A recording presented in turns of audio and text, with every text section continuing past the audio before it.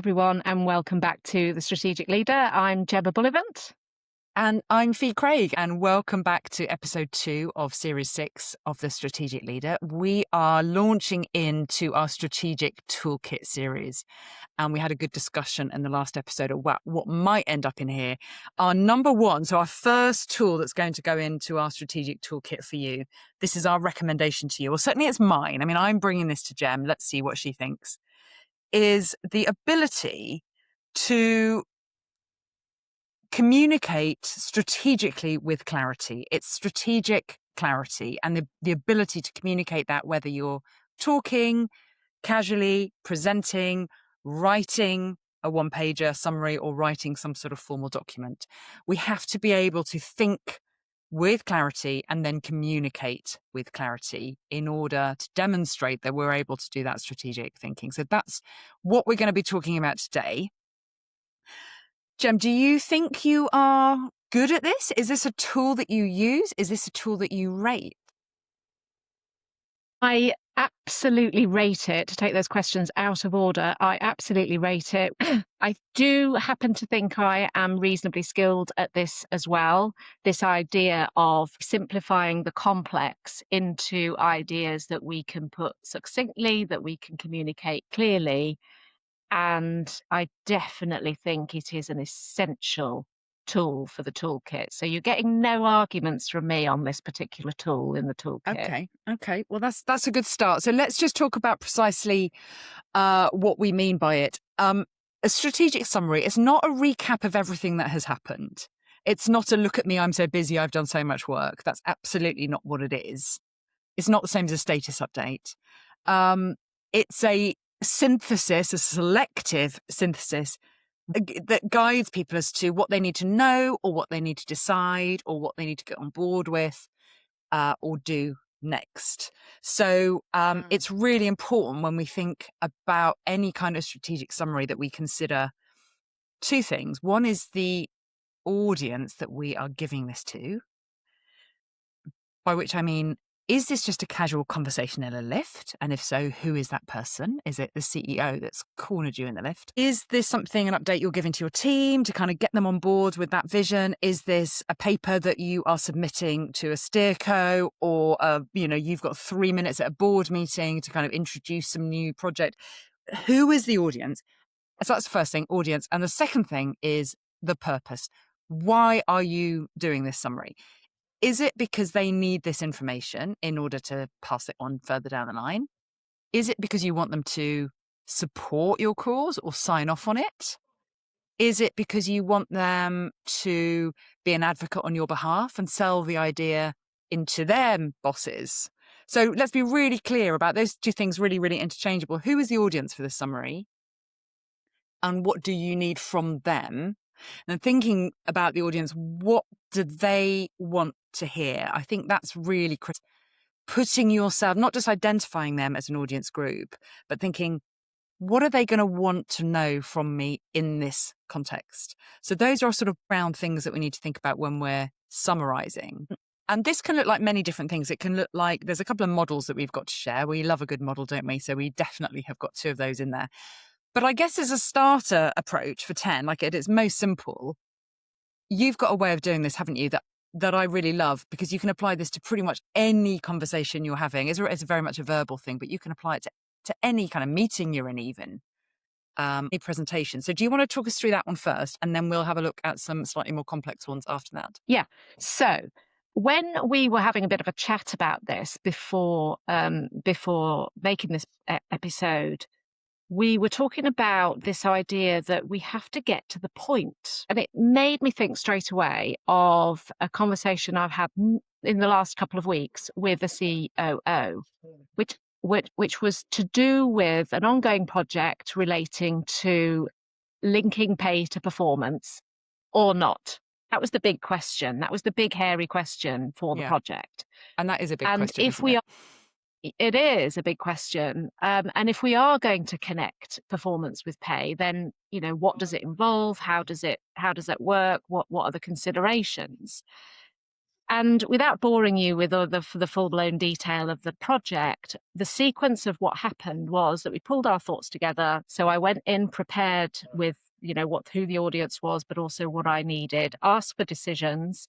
And to cut a long story short, we went through some of the key questions. We didn't really get any decisions in the session, but they promised me they were going to have a follow-up conversation and come back with some decisions. Cut to a conversation that I have with the COO, whereby we still haven't got these decisions. And so the signposting point that we want to make first and foremost is in that call with the COO, it was starting to meander. We were starting to circle and go round and round the same questions again. And I basically signposted that we had 4 or 5, can't really remember now, key questions that we needed to answer. The first one, unsurprisingly, being, is the PDR linked to pay decisions or not? And then there were other parts of the performance equation that was part of this conversation. Now, the signposting that happened was me actually positioning that to the COO and saying, okay, so this is what we went through with the board. These were the 5 points that we needed to get answers to in order for us to then progress to the next stage.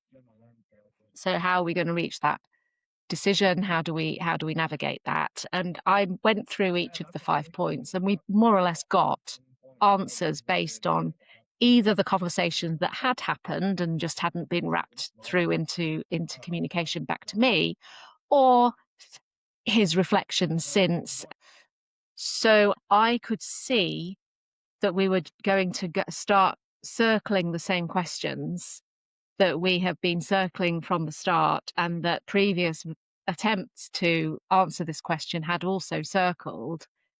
I had pulled some strategic clarity into the board session, presented some clear points that needed some discussion and decision, and then had to then reconnect with those points because we hadn't quite landed on the answer in the board meeting. So I thought I'd share that as a little use case for us to have a little bit of a chat about. Yes, and that idea about a conversation meandering and kind of going around in a circle. I mean, we've all been in that conversation, haven't we? And if you think about who's in the room and the cost of that conversation going on for an hour or more, or 2 hours without reaching a clear set of outputs, the ability to go, okay, so there are 5 things that need to be answered in this order. Let's tackle the first one. Here it is. Let's tackle the second one. Here it is. We have now tackled all 5 questions. That means we have finished this bit. Just those signposting of the bits of the conversation, each of those questions that you're talking about, it shows that you have got a grip on the whole conversation in the room. Yes. And a grip on the opinions and the discussions and a grip on the time. It shows that you've also maintaining a grip on where are we trying to get to. All of those are leadership traits, all of those demonstrating kind of strategic thinking in the face of, a big, hairy conversation that needs to be had with probably lots of opinions in the room. So I really like that idea of signposting. Where are we in the conversation and where do we need to get to? Signposting is not necessarily a complicated thing, but it is definitely a skill.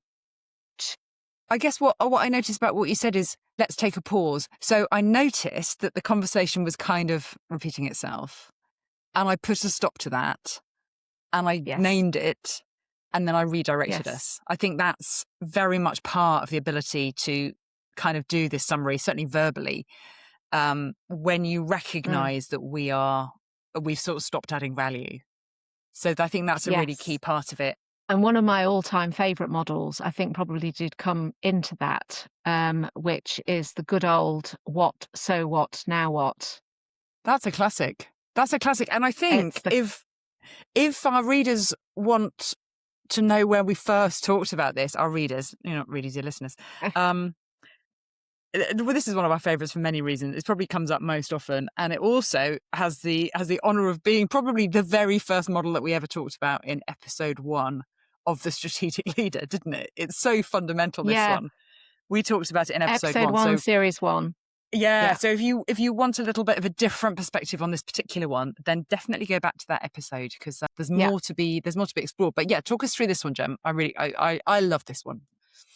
Well, yeah, so we've got 3 points to go through to establish the what, so what, now what model. So what is it, literally what it says on the tin? What is it that it is that we're talking about? So it's giving that context to the scenario that we are exploring.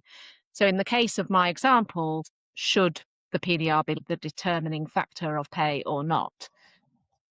So what, which is the next question and often gets skipped, is the purpose really, or the why, or what is it about this question that is important, that means that we are actually spending time on this. So that's really the meaning. That's why is this important for us to consider? And then the now what is the natural next step, which is giving direction, setting those actions, deciding the next steps. Now, we talk about this a little bit in that first episode of series 1, because what we say there is we often skip the so what.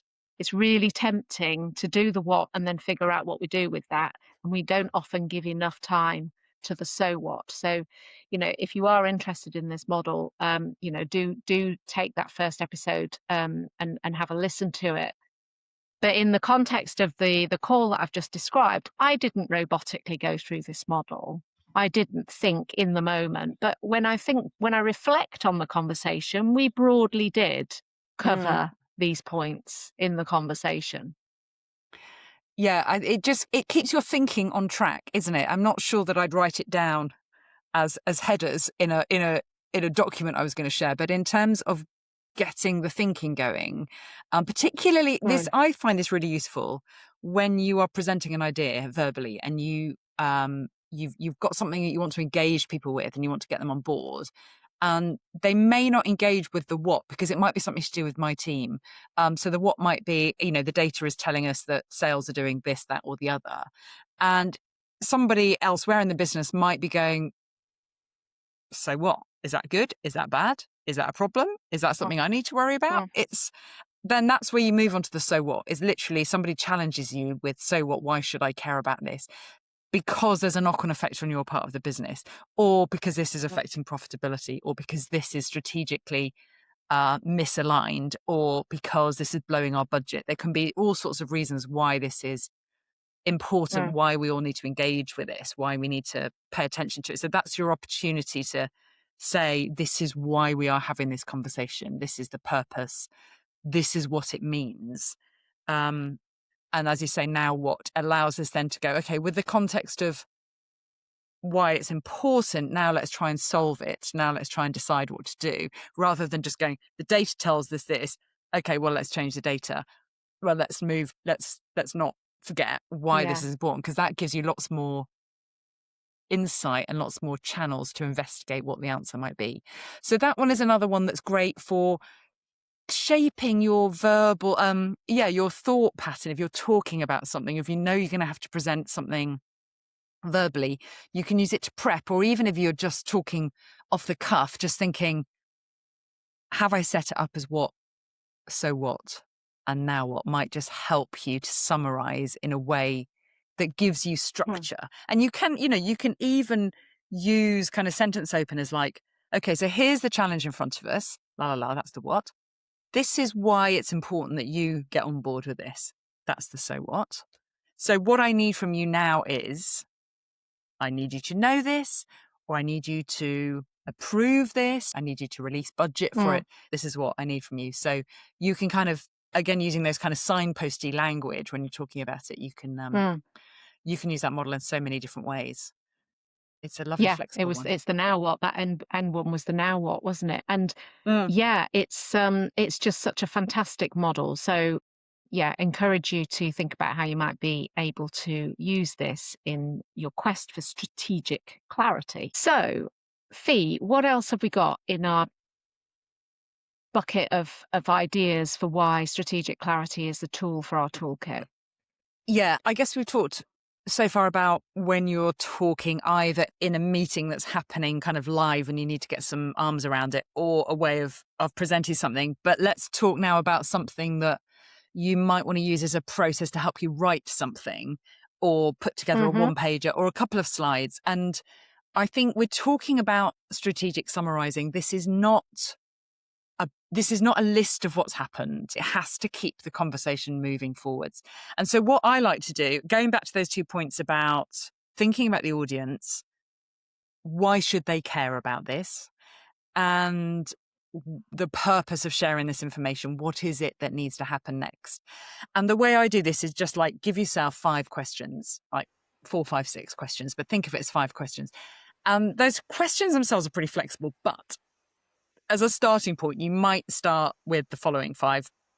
Where are we now? What's the current situation? Why is any kind of change needed? Why do we need to do anything differently here than we are already doing? What are the realistic options? 1, 2, 3, perhaps. What's the impact if we just stay as we are? What's the impact of doing nothing? And then what support or decision do we need? And those questions will come. You can use that set of questions as a starting point. This is a great way of prompting AI to ask you questions like this. Because really what we're trying to do is think, who's my audience and what questions are they likely to ask me when I present this? So if I'm taking this to a board meeting or a steerco, or even just presenting it to my own team, what are they likely to ask me? What are the most important things we need to communicate, and how do I express those as a question? Now, my approach is just to leave those as headers in the document, because I like to express things really clearly. I don't really like to wrap up my thinking process in kind of fancy strategic language. But you could give these kind of titles like the current context. But I kind of think of it as like, well, what would somebody actually say? They go, well, where are we now? This is the current situation. So I leave them as questions, but that's entirely up to you, your style, the audience, as to whether you leave them as questions or whether you give them headings.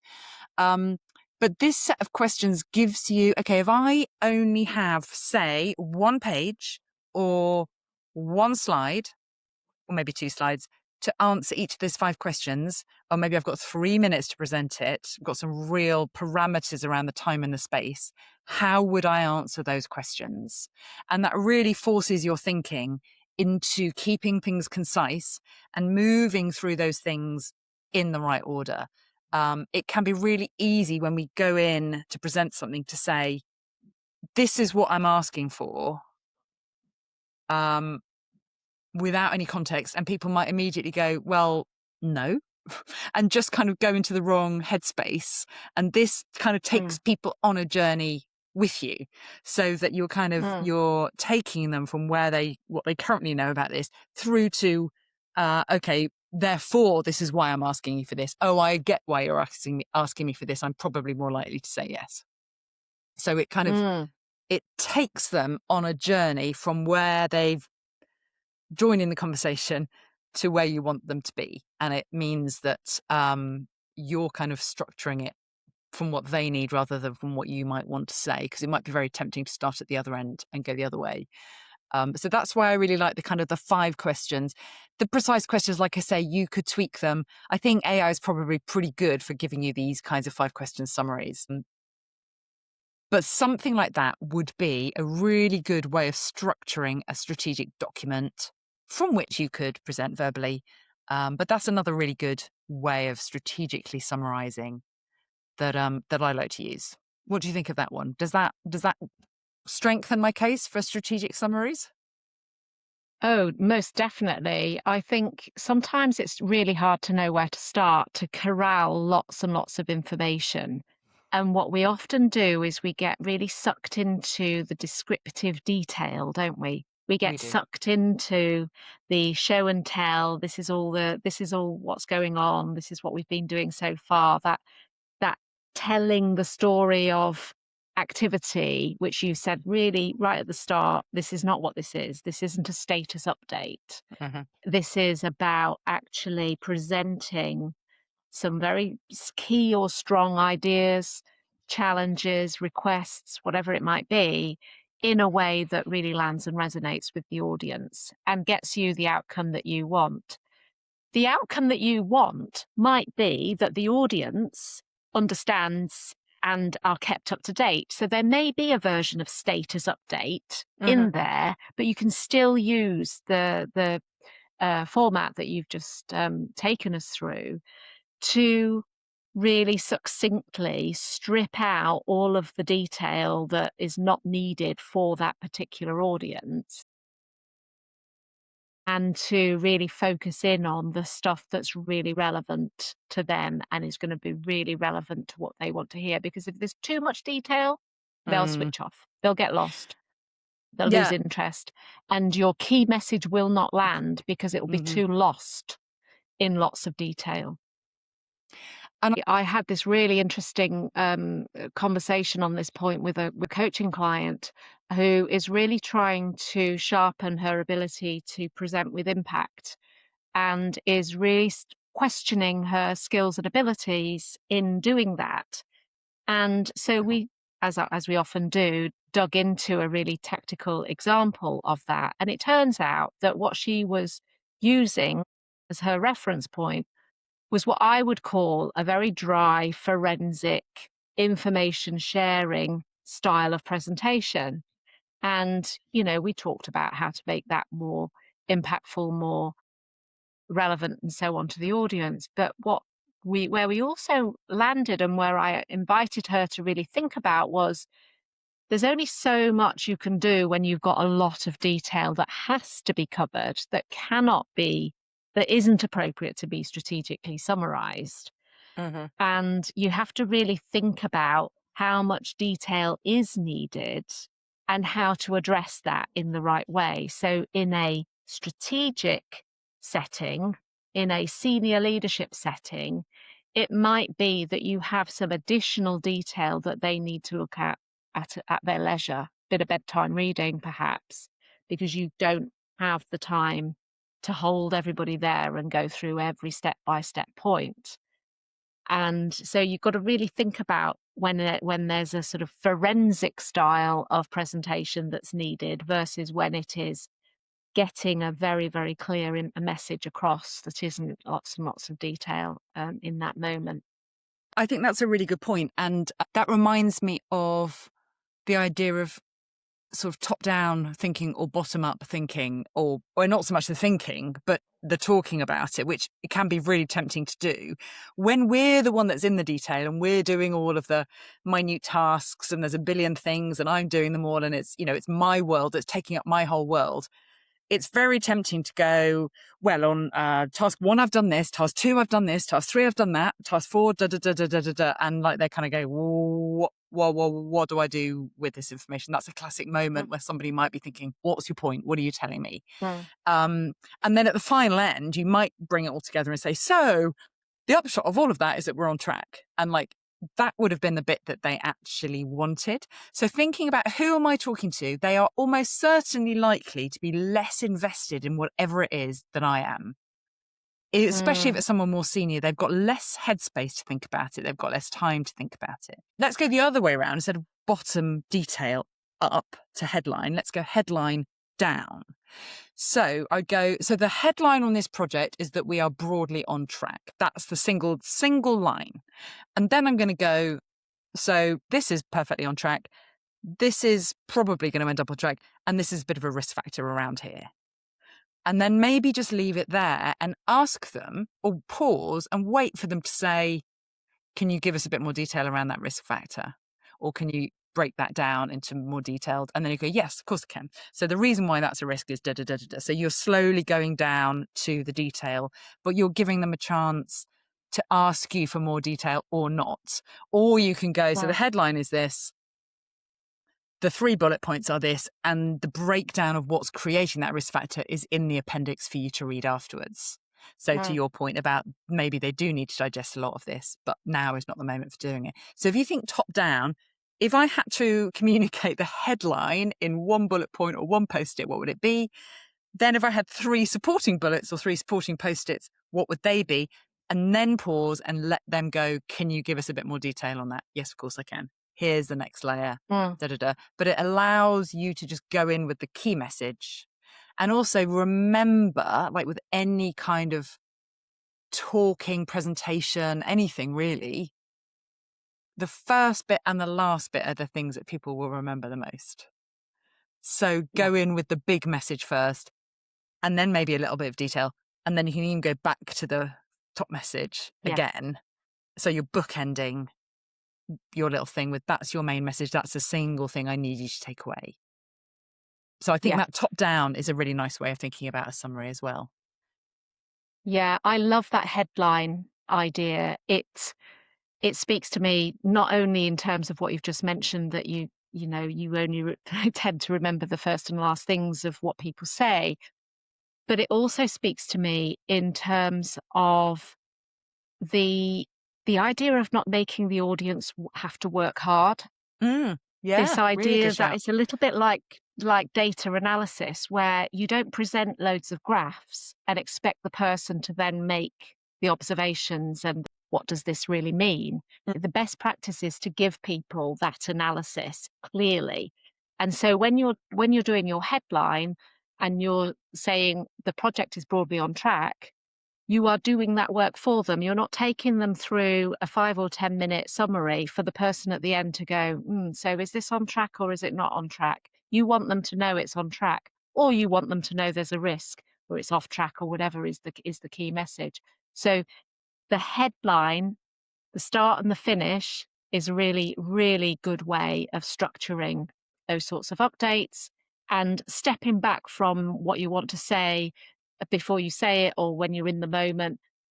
Have I been clear? Have I done the work for the audience in terms Yeah. of actually articulating what I want them to take from what it is that I'm saying?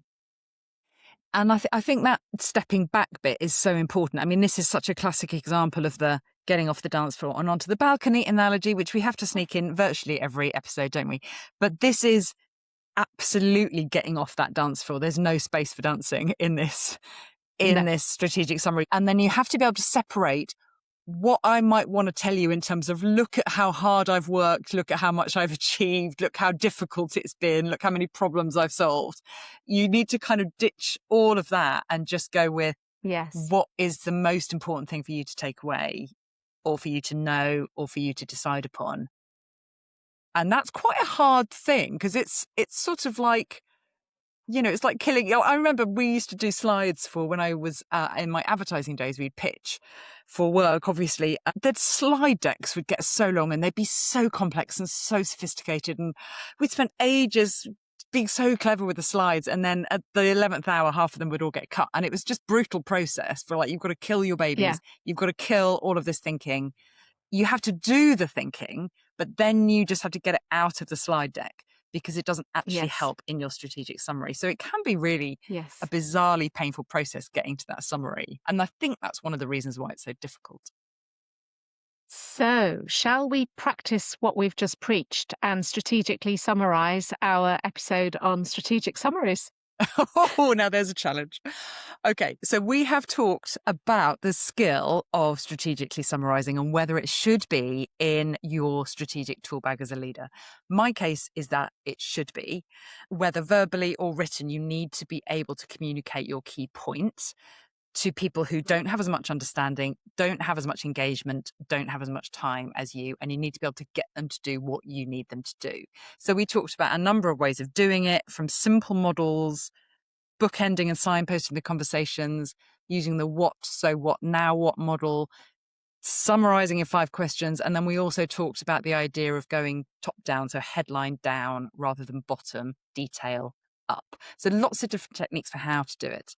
And so why do you need this? It shows that you are able to capture a big conversation or a big range of thoughts and distill it and bring it back in a way that is clear and useful and brings us forward to the next thing. It moves the conversation or the dialogue or the action forward. How was that? Fantastic. I have nothing to add. That was strategically clear. And hopefully that has given you some food for thought on how you might want to approach your next interaction from a more strategic standpoint with that clarity. So thank you for joining us, and we shall leave it there, shall we? Absolutely. Thanks for listening. See you next time. See you next time.